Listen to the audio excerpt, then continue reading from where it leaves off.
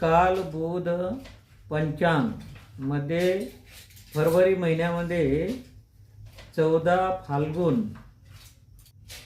होलिका दहन या शब्द लिहिलेला आहे आणि या शब्दावर प्रत्येक भारतीय स्त्रीनं मानहानीचा दावा केला पाहिजे।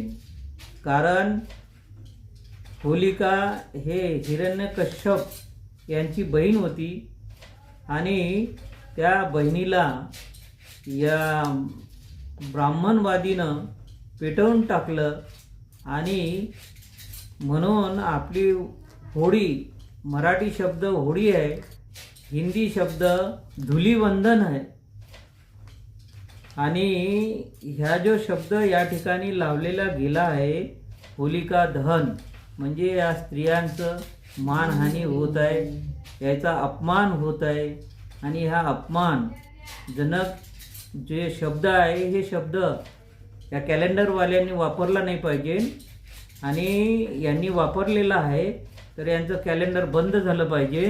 मी यांच्यावर ॲट्रॉसिटी ॲक्ट दाखल झाली पाहिजे। श्री कालबोध पंचांगन हे जे बी मार्केटला जे कॅलेंडर आहे ज्यांचं बी आहे त्यांच्यावर त्वरित कारवाई झाली पाहिजे।